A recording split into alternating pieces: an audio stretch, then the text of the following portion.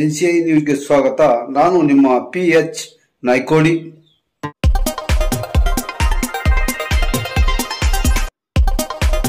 ಬಿತ್ತನೆ ಮಾಡಿದ ಬೆಳೆ ಮಳೆಯಿಂದ ಅಲ್ಲದೆ ಜಿಂಕೆಯಿಂದ ಬೆಳೆ ನಾಶವಾಗಿದೆ.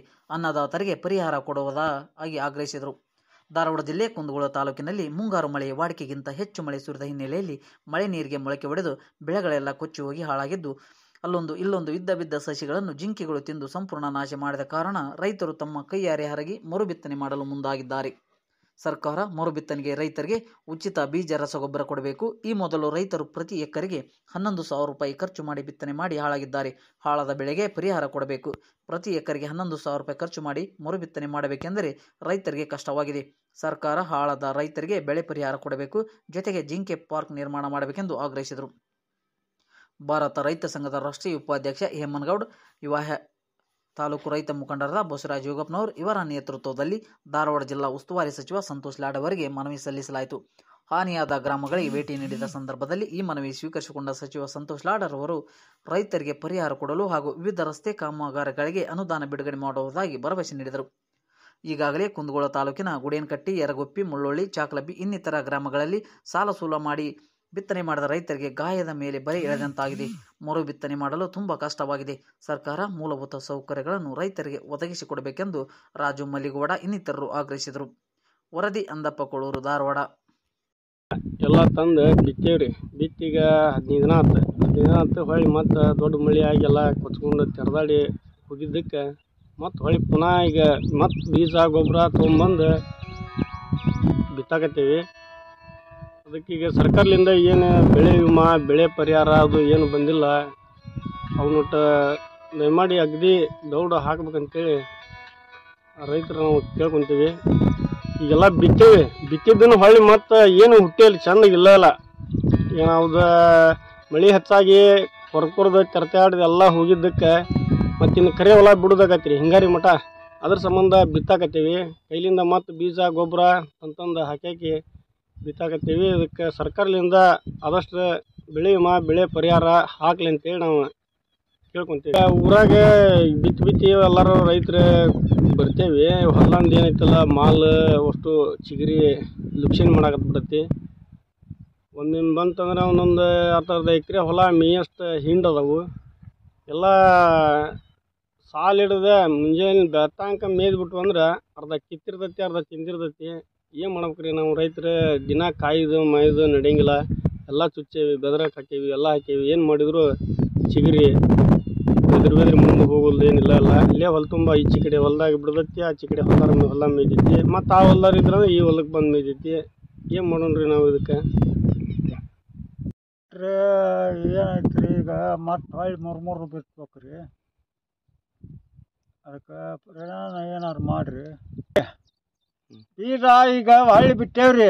ಬಿತ್ತಿದ್ದು ಮತ್ತೆ 3 ಬೀಜ ಗೊಬ್ಬರ ಎಲ್ಲ ಹಾನಿ ಆಗೈತ್ರಿ. ಅದಕ್ಕೆ ಏನಾರ ಮಾಡಿರಿ.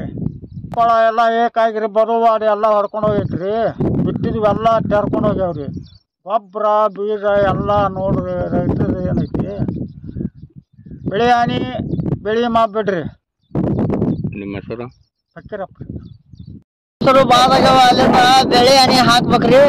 ಅಲ್ಲಿಂದ ಈಗ ಸದ್ಯ ಚಿಗರಿ ಹಿಂಡ ಎಲ್ಲ ಭಾಳ ಆಗ್ಬಿಟ್ಟವು. ಸರ್ಕಾರ ರೈತರಿಗೆ ಪರಿಹಾರ ಕೊಡ್ಬೇಕ್ರಿ. ಬೆಳೆ ಹನಿ ಬೆಳೆ ಪರಿಹಾರ ಕೊಡ್ಬೇಕು.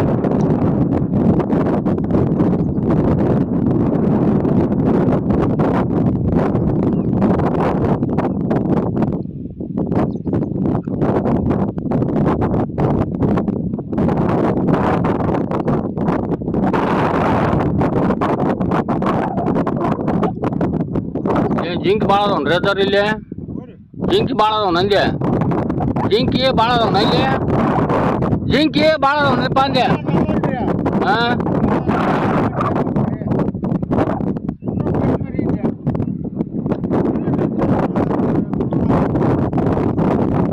ಲುಕ್ಷನ್ ಭಾಳ ಮಾಡ್ಯಾವನ